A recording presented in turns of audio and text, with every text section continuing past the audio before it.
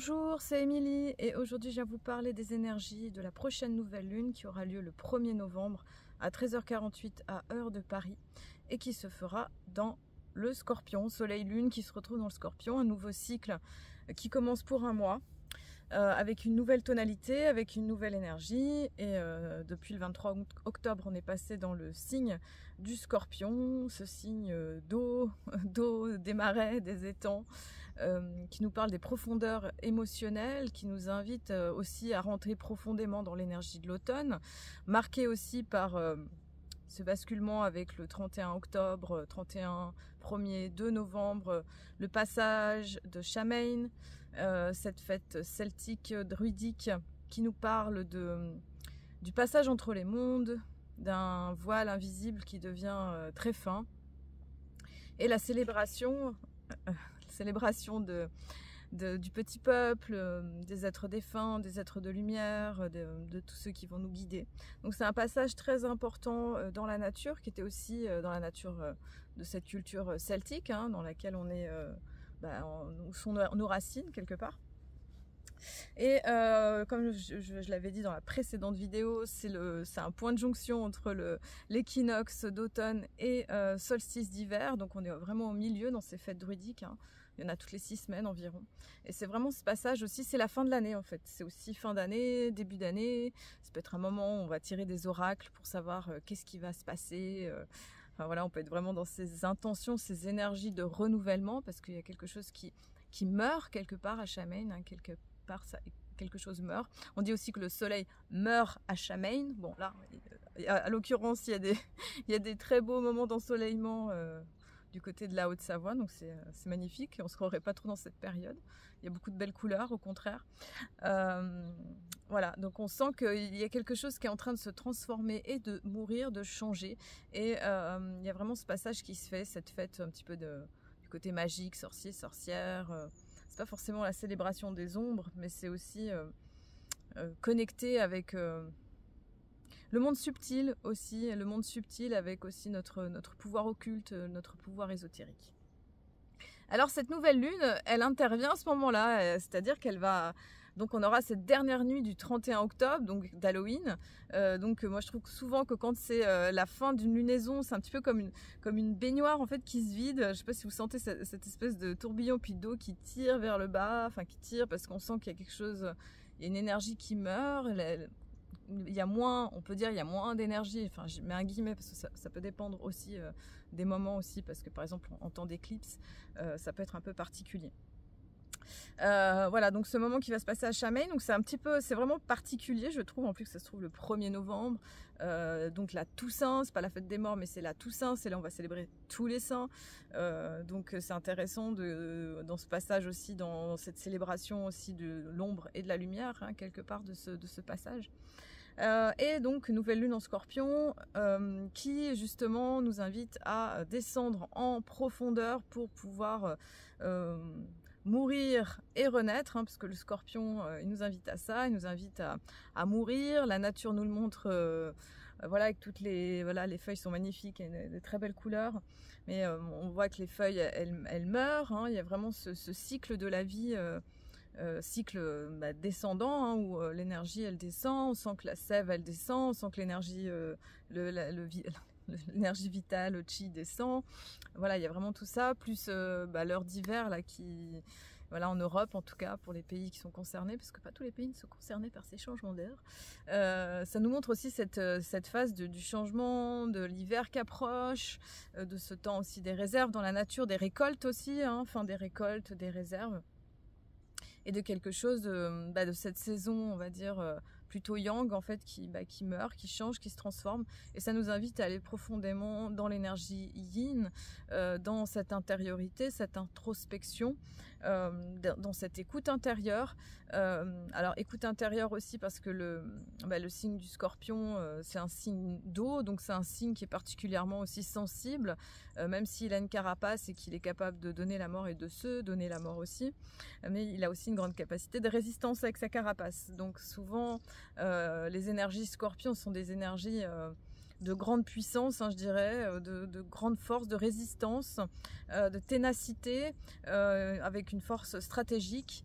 un grand pouvoir intérieur, un pouvoir à la fois, je dirais, occulte, aussi avec beaucoup d'énergie, qui peut aussi être dans la colère, dans la haine aussi, hein, dans la spirale du bas du Scorpion. Il peut y avoir aussi ces énergies, on va dire, un peu de basse vibration, base astrale, hein, c'est le mot qui me vient, base astrale, avec des tendances aussi, ça peut être dans les dépendances, la sexualité, on va dire, inconsciente ou compulsive, voilà, dans les compulsions. Voilà, le Scorpion il peut être beaucoup dans les compulsions parce que il y a une recherche d'intensité quand même avec le Scorpion, hein. Il y a ce besoin de vivre les choses avec beaucoup de passion, avec beaucoup d'intensité, hein.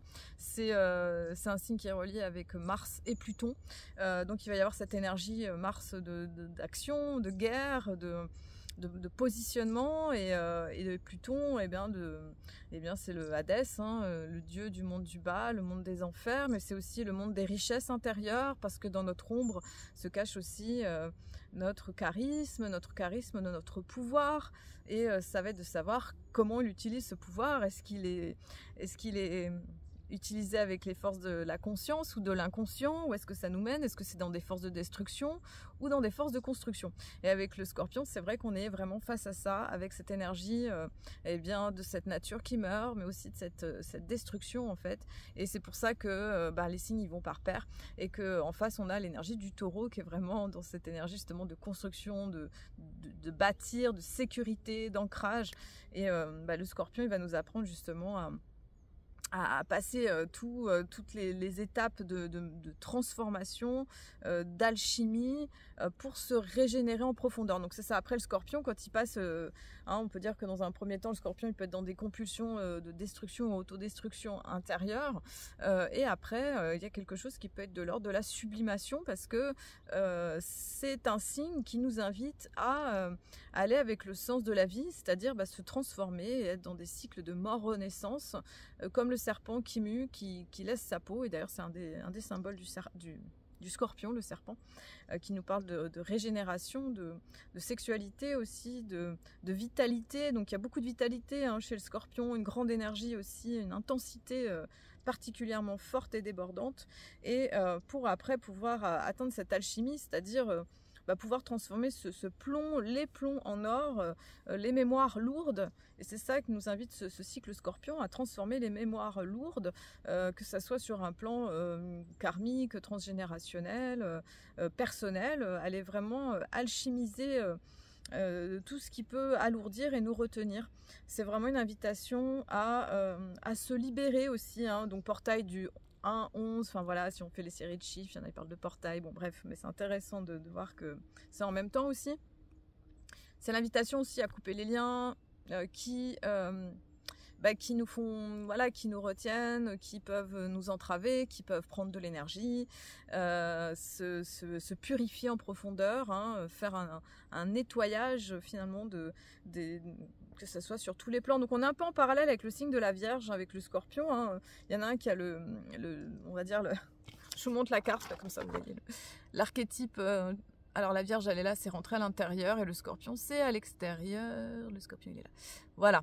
Donc il y a cette énergie de purification quelque part chez les deux en fait, qui invite à se libérer, que ce soit je pense dans la matière, les objets, les relations, les circonstances, les idées, les croyances, tout ce qui peut finalement entraver la vie. C'est pour ça qu'on coupe aussi les arbres des fois à l'automne. C'est souvent à ce moment-là pour que y ait quelque chose qui reprenne, qui donne une meilleure vie. Donc d'aller vraiment dans cet élagage à tous les niveaux pour être au plus près de ce qui est juste ici et maintenant, dans la nouvelle personne que vous êtes devenue avec toute cette année, en plus cette année du dragon de bois qui a été particulièrement intense. Voilà, donc je vous montre la carte comme ça. Soleil Lune en Scorpion se trouve en Trigone avec Saturne en Scorpion. Donc je vous parlais d'élagage, et bien on est au cœur du sujet. Donc un soleil Lune en Trigone avec Saturne, c'est l'invitation justement à élaguer, ce qui n'a plus lieu d'être, l'ancien, purifier, se faire couper les cheveux, vider sa cave, nettoyer le jardin, voilà, finir les contrats, régler les situations. Vraiment, je pense à ça, c'est précieux. Clarifier aussi à l'intérieur de soi, dans sa tête, dans ses idées. Et je dirais aussi, parce que mine de rien, avec le Scorpion, c'est Mars, c'est aussi passer à l'action. Hein, parce que le mois 11, mine de rien, c'est vrai que le 11, c'est 1-1, donc il y a une série, donc ça peut faire du 2, mais sans faire trop de numérologie comme ça. Mais il y a aussi cette énergie de la nouvelle vibration. Le 11, il est vraiment dans cette nouvelle vibes, donc nouvelle fréquence. Je trouve que quelque part, cette énergie de novembre, de tout ça, amène cette nouveauté aussi, hein, même si le printemps manifeste une autre sève, mais il y a aussi une autre vitalité dans l'énergie de l'automne aussi, dans une profondeur et une sagesse. Alors voilà, donc élagage et purification dans les énergies d'eau, et puis bah voilà, on va en parler parce que c'est quand même l'aspect on en parle beaucoup. Je pense que je ferai une vidéo spéciale quand même parce que c'est un aspect qui va rester un petit moment. Donc c'est Pluton en Capricorne, 29e degré, et Mars en Cancer, 29e degré. Voilà l'opposition de Mars et de Pluton exacte au moment de cette nouvelle lune. Alors ça, c'est un aspect qui est particulièrement fort, qui est particulièrement intense, parce qu'en plus, c'est les 2 maîtres du Scorpion. On a les 2 maîtres du Scorpion qui se retrouvent opposés, c'est-à-dire qui viennent un petit peu, c'est le conflit armé, c'est le tiraillement entre 2 énergies, et savoir qui va remporter. Et puis les deux sont puissants parce que degré anaritique. Alors, Pluton Capricorne, elle a repassé direct le 12 octobre, 12 ou 13, et elle va faire, voilà, elle fait son vraiment dernier passage jusqu'au 19 novembre où elle repassera en Verseau. Grosse déconstruction d'un monde avec ce Pluton Capricorne. Je pense qu'on en entend beaucoup parler, mais c'est tellement juste. Moi, je l'ai mesuré l'autre jour, j'ai regardé un film avec mes 2 ados, et un film des années 90, et j'ai mesuré comment la société elle avait évolué en 30 ans. J'ai dit mais waouh, comment les choses elles ont changé dans le rapport avec les femmes, par rapport au racisme, enfin beaucoup de références et de construction à la fois sociale, dans les relations, le rapport aux femmes. Enfin voilà, je me suis dit mais c'est fou parce qu'on verrait plus du tout ça maintenant en fait. Et du coup ça me fait voir un peu comment les choses elles ont évolué.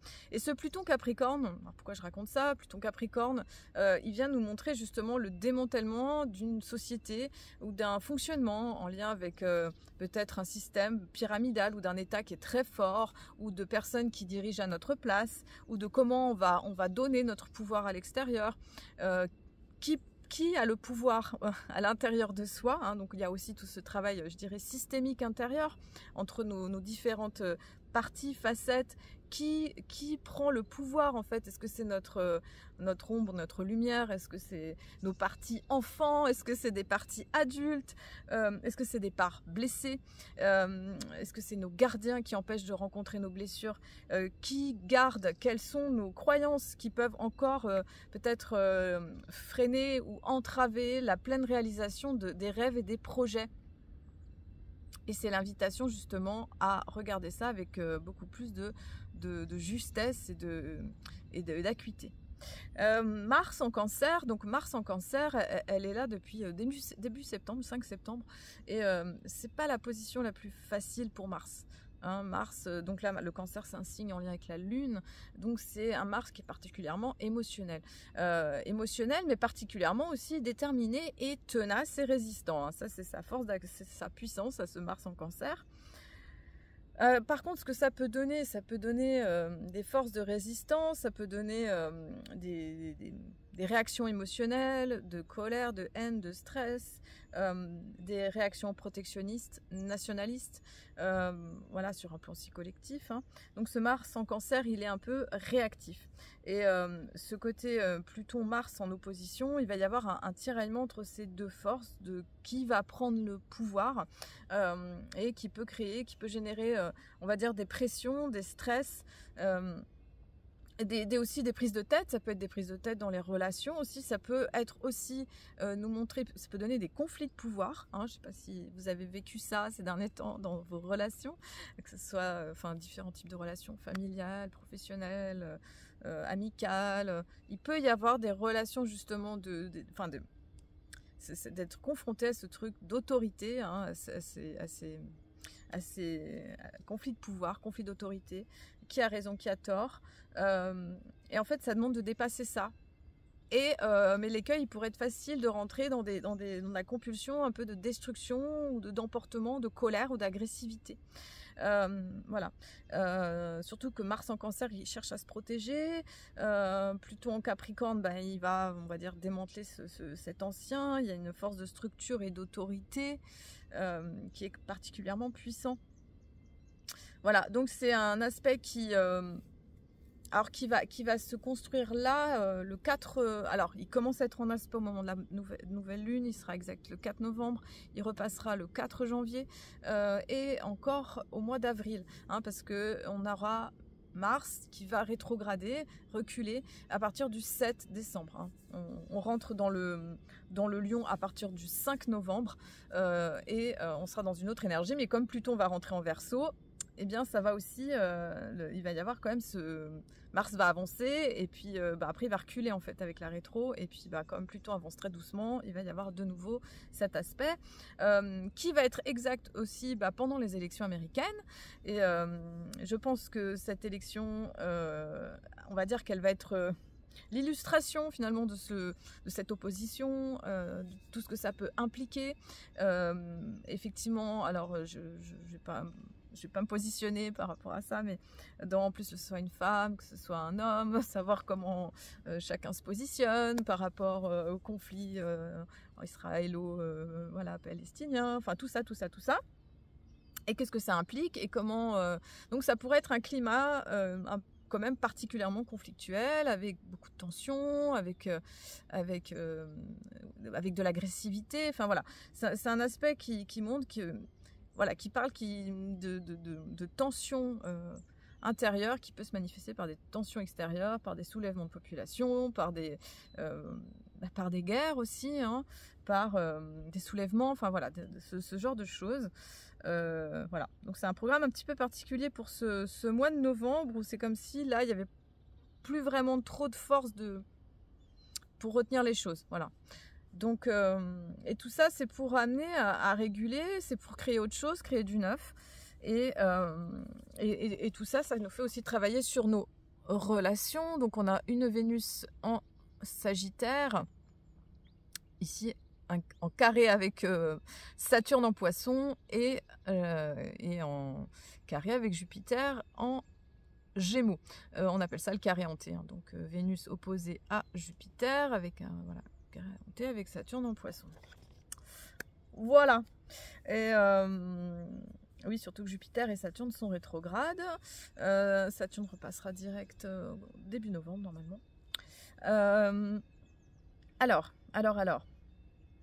Donc on est dans une phase, on travaille beaucoup aussi ce domaine aussi relationnel, hein. Comme je vous disais, on va creuser en fait tout ce domaine déjà depuis juillet 2023 et jusqu'à janvier 25. Et du coup, ce qui se passe, c'est que là, on est vraiment invité à voir dans nos relations peut-être ce qui est... alors là, je pense Vénus opposée à Jupiter, ce qui est de l'ordre de l'exagération, ce qui est de l'ordre de l'amplification, ce qui est de l'ordre du dérèglement, de l'infidélité. Alors je dis pas fidèle, infidèle, c'est pas ça, mais c'est souvent une position qui peut être liée un peu à du désordre, à peut-être au manque de valeur aussi, hein, parce que c'est vrai que dans ce Pluton dans ce Pluton en fait qui est en Capricorne, qui rétrograde, c'est les derniers degrés du Capricorne. C'est vrai qu'on a souvent été dans une société que ce soit par la religion ou par le pouvoir étatique ou la politique, qui a beaucoup, on va dire, influencé la culture, les humains pour prendre des décisions. Et là, ben, je pense que c'est l'invitation à trouver notre propre système de valeurs et notre propre droiture intérieure. Mais ça peut passer par le fait de voir ce qui dysfonctionne, ou de cette forme de dispersion, de ce qui peut être en lien avec du mensonge aussi, avec ce Jupiter en Gémeaux rétrograde. Carré à Saturne, ça peut nous montrer les endroits où il y a de la frustration au niveau affectif, frustration pardon, dans les relations, ce qui peut manquer, ce qui peut, où on peut avoir du pessimisme. Voilà, ça va demander de mettre de la clarté, hein, parce qu'on est dans des signes mutable, et le signe mutable c'est un peu un signe qui peut être en lien avec une forme de dispersion, mais qui peut manquer de clarté voilà, dans l'action, et ça peut nous montrer les endroits où il y a des illusions, où il y a des formes de mensonges, et ça va demander justement de s'aligner, de retrouver une forme de clarté intérieure, d'avoir une forme de conscience par rapport au domaine relationnel, surtout que Lilith, voilà, elle est avec les trois Lilith sont avec le nœud sud en balance, et il y a vraiment tout ce travail de démantèlement relationnel qui se fait, et qui demande justement de se libérer des mémoires anciennes, peut-être des façons de faire des ancêtres, peut-être des mémoires karmiques, des tendances intérieures. On a aussi un autre aspect assez fort marqué, c'est Mercure en opposition avec Uranus. Mercure Scorpion. Mercure à la fin du Scorpion qui se retrouve en opposition avec Uranus à la fin du Taureau. Et après, Mercure passera assez rapidement dans le signe du Sagittaire. Alors, Mercure opposé Uranus, ça peut être des révélations au niveau information. Ça peut être des surprises, des choses qu'on n'attendait pas, des communications voilà, qui viennent, des apports d'informations, des secrets qui éclatent, des vérités. Mais ça peut être aussi des coups de gueule, des prises de tête comme ça un peu soudaines. C'est vraiment cette énergie de la foudre qui amène des changements de situation un peu brusques comme ça, un petit peu inattendus. Et on voit avec tout ce climat, en tout cas Mars-Pluton, de prêter attention finalement à nos mots, à comment on va dire les choses, de comment on va communiquer, de comment on va être clair, comment on va rester aligné, hein, parce que voilà, on voit que ce grand carré hanté Vénus, Saturne, Jupiter, c'est pas facile là d'être très aligné avec cette énergie qui semble un petit peu, on va dire, plus brouillon, et ça va demander de rester centré. Voilà. Rester centré, ce qui va aider en tout cas pour savoir quelle est l'action juste, c'est le beau trigone entre Mars et Neptune. Donc on a un trigone entre Mars et Neptune. Je pense qu'il va inspirer notre action, hein. Ça va être important de se laisser traverser, écouter nos intuitions, écouter nos perceptions, notre ressenti pour pouvoir agir d'une façon juste, et ça va passer par le fait du subtil, c'est-à-dire d'avoir je pense d'avoir du temps pour soi, d'avoir des moments d'intériorité, d'avoir des moments d'écoute intérieure, de prière, de connexion, pour pouvoir sentir quelle est l'action juste. Et tout ça, c'est soutenu aussi par un grand trigone d'eau, donc Mercure, Neptune et Mars. Alors, super trigone d'eau qui vient, on va dire, faciliter les énergies, malgré tous ces aspects qui semblent un petit peu tendus. Donc, ce grand trigone entre Mars et Mercure, il va inciter finalement à passer à l'action de ce qu'on se dit, de notre vérité, de marcher notre parole, d'être dans une forme d'intégrité et d'aligner en fait ces aspects-là, mais ça passe aussi par l'aspect intuitif, de ressentir, d'être vraiment à l'écoute de soi,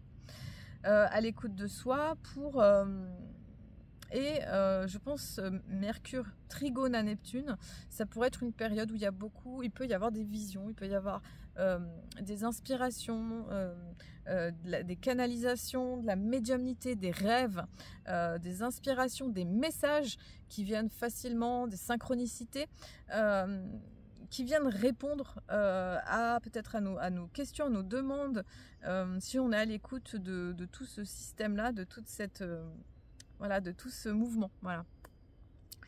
Voilà, donc un ciel un peu particulier pour cette nouvelle lune. Ça a demandé d'aller dans les profondeurs et puis je dirais de rester centré, de savoir ce qui ressource, ce qui fait du bien, de se connecter aussi avec ce qui avec cette nouveauté, de privilégier ce qui donne de la joie, ce qui nourrit, ce qui fait du bien, ce qui peut aider à construire, ce qui est on va dire, je ne vais pas dire le mot positif, parce que c'est trop connoté, mais ce qui vraiment fait vibrer, ce qui amène une nouvelle énergie, ce qui fait vibrer la fréquence plus haute, hein, je dirais aussi, c'est important. Et de pas, voilà, de prêter attention, en tout cas s'il y a des tensions, des stress, des prises de tête, d'éviter peut-être d'aller marcher, d'aller faire quelque chose pour faire retomber l'énergie, pour s'il y a des tensions avec des personnes, et puis peut-être d'observer, hein, ça peut être un moment pour observer tout ce qui se trame, tout ce qui se pose, tout ce qui se tisse dans les relations, et tout ça en fait c'est pour nous aider à prendre notre pouvoir en main en fait, c'est pour nous aider à être souverains dans notre monde, de voir les endroits peut-être où on lâche notre pouvoir, où on ouvre trop la porte à l'autre, et d'être vraiment au cœur de soi, d'un amour personnel, sans forcément rentrer dans une guerre avec l'autre, mais de pouvoir savoir aussi poser des limites et savoir dire non aussi avec cette nouvelle lune. Ça invite à ça, ça invite à savoir ce que l'on veut, à pouvoir se décider, à pouvoir actionner finalement la nouveauté, et d'être dans la ténacité, la détermination, la force du Scorpion, hein, qui est une force particulièrement intense, hein, de pouvoir aussi regarder peut-être les ombres, les facettes de nous qui nous empêchent peut-être de faire ce qui est important, de ce qui empêche de réaliser le précieux, et tout ça c'est pour avancer en fait, c'est pour avancer vers quelque chose de mieux, pour évoluer, hein. Voilà, c'est un peu l'énergie du moment. Merci d'avoir écouté cette vidéo.